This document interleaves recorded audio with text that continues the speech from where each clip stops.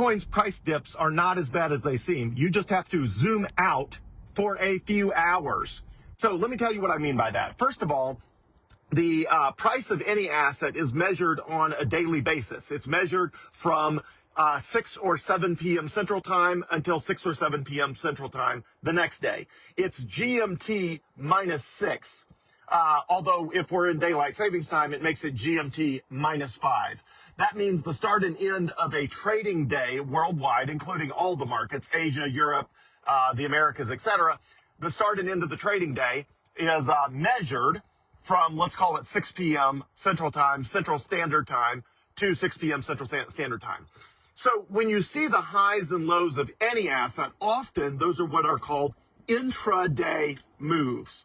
What is an intraday move? That means the price went up or down within the day, but it actually had rebounded some or come back down or gone back up before the end of the day. So for example, if you analyze the 3 most recent price dips where the price dipped at least 30%, you've got one of those in 2024, and you have 2 of those in 2025. So if you look at it in 2024, the price went up to what looks like 73,800, but it was really 73,000. The price never closed any more than just barely above 73,000. And then it dipped down to 49,500. I'm using round numbers. Price dips down to 49,500. But again, that was an intraday price move, meaning the price dipped down within that 24-hour period between 6 p.m. and 6 p.m. the next day, but it wasn't actually down there for longer than, a few seconds, a few minutes, or a few hours. If you look at how low that price actually dipped in the 24-hour period, the lowest it actually got was $54,000, not $49,500. It was $54,000. So if you think, well, Bitcoin's volatile, it dropped from 74,000 to less than 50. It's like, well, technically that's true, but it only went to 74,000 for a matter of hours at most, and it only dipped to 49,500 for a matter of either seconds, minutes, or hours, but it wasn't a day. By the time 6 or 7 p.m. rolls around, it had already rebounded to $54,000, not 49,500. So the same thing was true in 2025. The price went up to 109, but really that was an intraday price move. The price in the first half of 2025 never went above 106, which again, it means almost nobody bought it above 106 because it was only above 106 for a matter of at most hours until it came back down to 106. So the price dropped from 106 down to like whatever it was, 73,000 something. But again, that was an intraday price move. So it had already rebounded by 6 or 7 p.m. back to $76,000. So you really go dropping from 106 to 76, not from 109 down to 73 and change.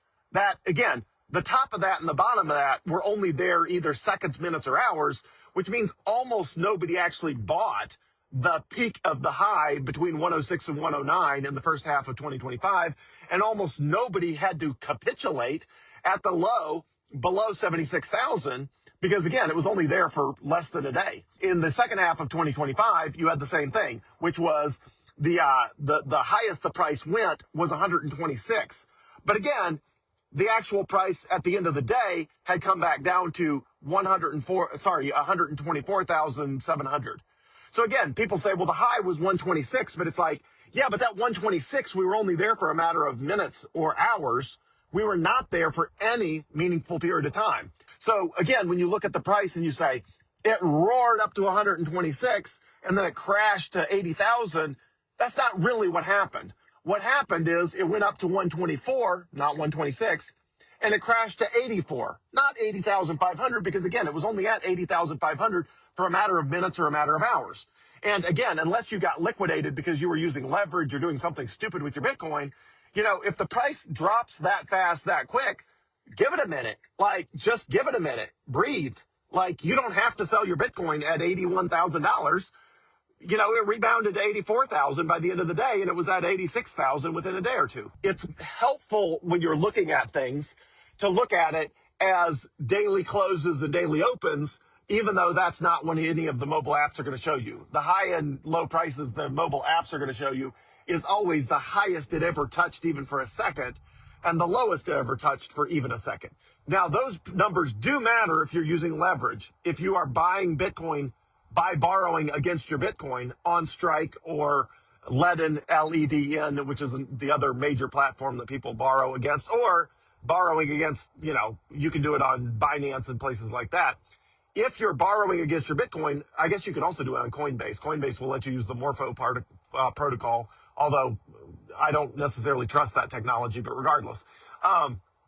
If you're borrowing against your Bitcoin, those levels absolutely do matter because you can get liquidated at those levels. So if you had a Bitcoin-backed loan with a liquidation price of 81,000, meaning at 81,000, you are going to be a forced seller for a portion of that Bitcoin-backed loan to bring your loan to value back up to a healthy place.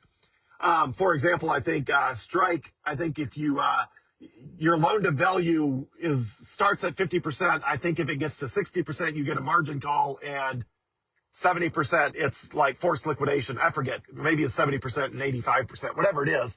If the magic number for you is, 81,000 and the price can't go that low or you become a forced seller at that price, then it doesn't matter if it touches it for 1 second, because in that 1 second, you get a portion of your Bitcoin liquidated to cover the margin call to get your loan to value healthy again, which is why I do not recommend people borrow against their Bitcoin, because you can get in trouble that way. You can't, if you borrow against your Bitcoin to buy Bitcoin, you can't just ride it out. You can't say, hey, the price dipped, but I don't care. I'll just wait. Because if the price dips low enough, you get a forced liquidation to make your, to bring the health of your Bitcoin-backed loan back up. And in that split second of forced liquidation, there's nothing you can do about it. If you're forced liquidated, you're forced liquidated.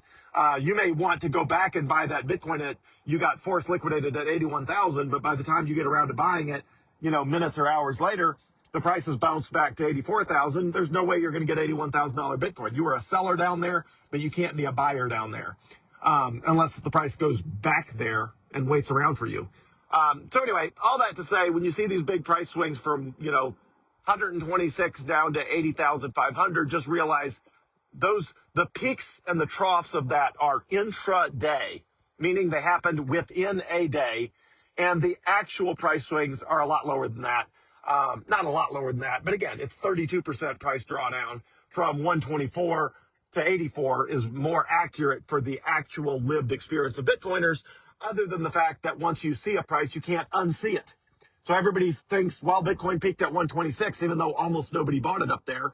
And, then it crashed 80,500 again, even though almost nobody sold it down there, because it was down there or up there such a very, very short period of time. So anyway, now Bitcoin is, what is it? $93,000. I consider now to be a great time to buy Bitcoin. Sure, it's going to go up and down, but it's on sale right now. It's been on sale for months. And, if it were me, I would not risk waiting till it's on sale even more than it's on sale now. I would buy as much Bitcoin as I can, which is what I've already done, which is why I don't have any U.S. currency left to buy more Bitcoin, because all of the U.S. dollars I have that could be converted to Bitcoin already is Bitcoin, just the way I like it. And so, anyway, if you got any questions, let me know. Always here to serve as always. Thanks, everyone.